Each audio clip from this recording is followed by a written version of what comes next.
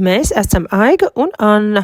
Mēs jūs iepazīstināsim ar terminu tweens, kurš tika ieviests pagājušā gadsimta 80. gados.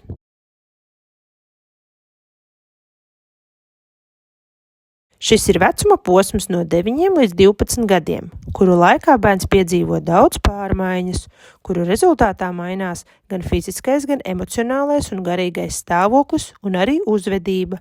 Šis ir starpposms starp bērnību un pusaudzību. Šajā periodā bērns tiecas pēc arvien lielākas autonomijas un izmēģina jaunas lietas, sākot savus pirmos identitātes meklējumus. Sāk veidoties draugu grupas un mazinās interese par ģimeni.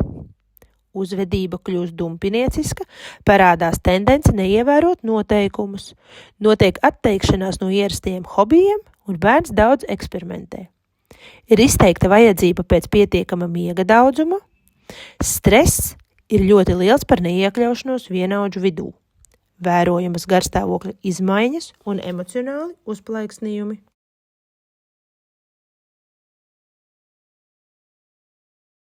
Attīstības psiholoģijā šīs vecuma posms tiek iekļauts stadijā no 6 līdz 14 gadiem, kas mūsdienās nav relevanti, jo bērni 5, 9 un 13 gadu vecumā ir ļoti atšķirīgā fiziskajā, garīgajā un emocionālajā attīstības stadijā.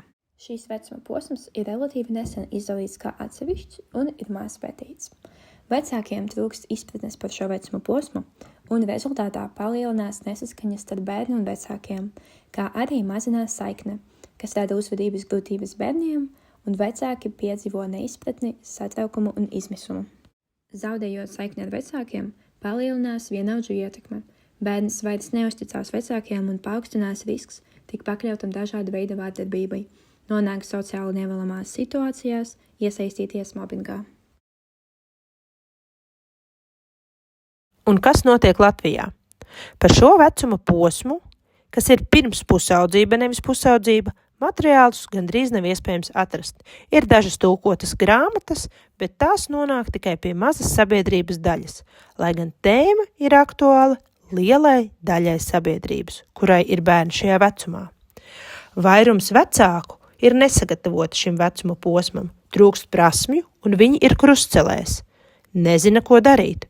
Un tas rezultējas ar to, ka bērni arvien vairāk laika pavada ekrānos, nekontrolēta satura pinekļos, un mobbinga rādītāji pieaug drastiski.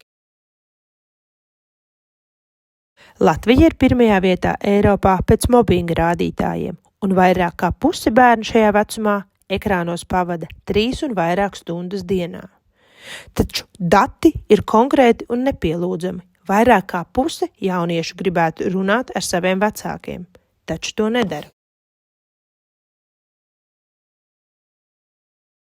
Pirmkārt, mēs piedāvātu radīt platformu, kurā ir atrodama detalizēta informācija par šo vecuma posmu, par fiziskajām un emocionālajām pārmaiņām, kuras notiek bērnām. Vecākiem būs pieejams tests, ar kura palīdzību viņi varētu novērtēt savu individuālo situāciju ar savu bērnu.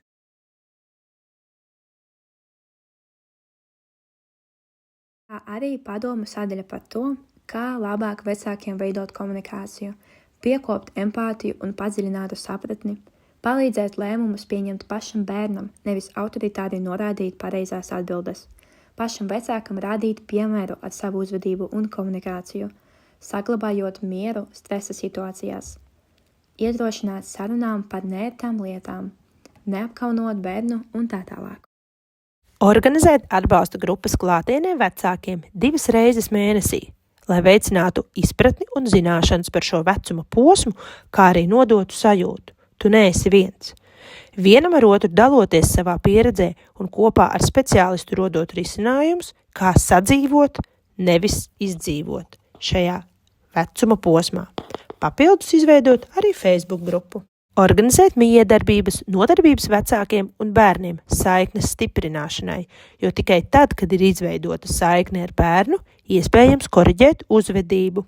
Ar šo tēmu uzstāties dažādās konferencēs, jo sarežģītas attiecības ar bērnu ietekmē jebkuru pieaugušo, kas savukārt samazina darba efektivitāti, dzīves kvalitāti un visa veida resursus. Organizēt influenceru kampaņu, aktualizējot tēmu plašākā sabiedrības lokā, lai vērstu uzmanību uz šo vecuma posmu, iezīmējot problēmas skolās saistībā ar mobbingu, informējot par ekrānu lietošanas paradumu sekām un citiem jautājumiem, aicinot izglītoties un risināt problēmu šodien.